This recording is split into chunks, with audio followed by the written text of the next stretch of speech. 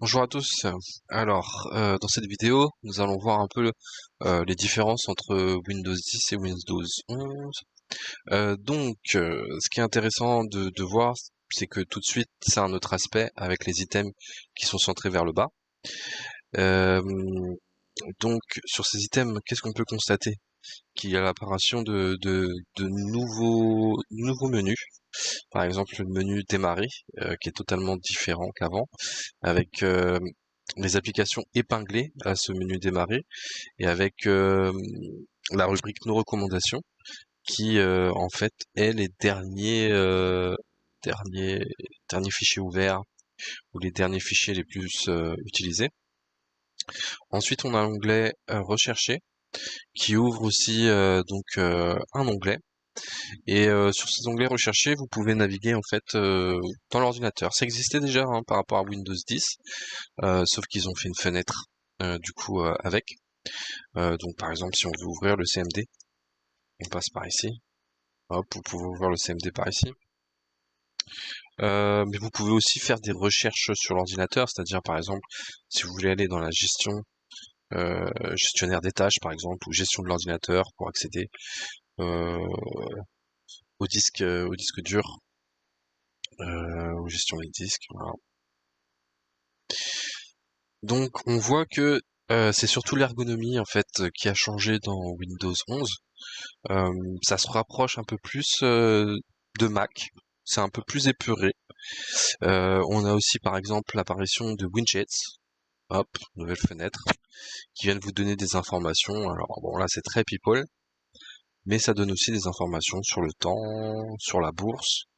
Vous pouvez aussi configurer tout ça et introduire vos photos si vous voulez. Donc vous avez les menus widgets. Vous avez aussi ce qu'il y avait déjà sous Windows 10, c'est l'apparition des bureaux virtuels. Hop, vous pouvez effectivement, si vous voulez travailler sur un autre bureau, à tout moment créer un deuxième bureau et switcher entre les bureaux. Donc ça c'est pas mal quand on veut répartir des tâches. Ça peut être intéressant, mais ça existait déjà sous Windows 10. Ensuite, il y a ce qui est intéressant, c'est qu'ils ont fait une part belle à Teams. Il y a une intégration de Teams qui est beaucoup plus grande en fait euh, que, que dans Windows 10. On voit vraiment qu'ils ont voulu mettre en avant le travail collaboratif, et ça c'est intéressant. Ce qu'on retrouve aussi qu'il n'y avait pas avant, c'est l'explorateur de fichiers en bas. Euh, Ça a toujours existé un explorateur de fichiers, mais il est maintenant dans la petite barre de tâches comme ça. Donc il a fait peau neuve. On voit que ce sont des nouveaux onglets. Il y a une volonté vraiment d'épurer un petit peu au niveau de Windows, et ça c'est intéressant. Alors, ce qui est intéressant aussi, c'est le Windows Store, en fait, qui va vous permettre aujourd'hui d'acheter des applications Android. Et ça, c'est vraiment la nouveauté. C'est que avant, Android était pas vraiment le bienvenu chez Microsoft. Et vu l'ampleur des smartphones, ce qui est intéressant, c'est qu'aujourd'hui, vous pouvez trouver des applications Android euh, sur Windows 11. Et ça, c'est très intéressant.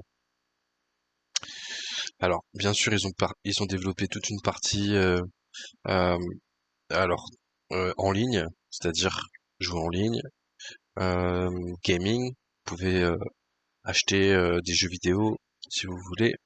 Ça, c'est intéressant. Voilà. Alors, pour rassurer tout le monde quand même, euh, on a quand même le même OS globalement que Windows 10. Si vous allez, alors c'est vrai que l'ergonomie est différente, mais si par exemple vous avez besoin de votre bon vieux panneau de configuration, il est toujours ici, panneau de configuration, hein, d'accord.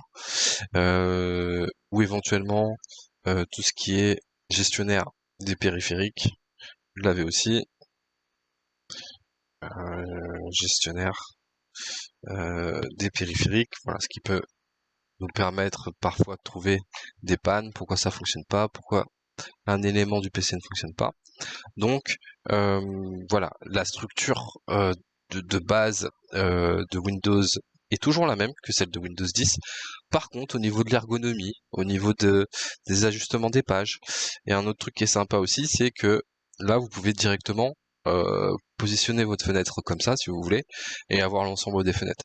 Voilà, c'est toute une ergonomie qui est différente sur Windows 10, qui peut plaire à certains, et peut-être que ceux qui n'ont pas l'habitude, bah, il faudra une petite prise en main en fait euh, pour bien utiliser ce nouvel OS. Mais néanmoins, voilà, il y a du changement, il y a du mieux au niveau de l'ergonomie. Donc c'est à voir pour chacun si ça plaît ou pas.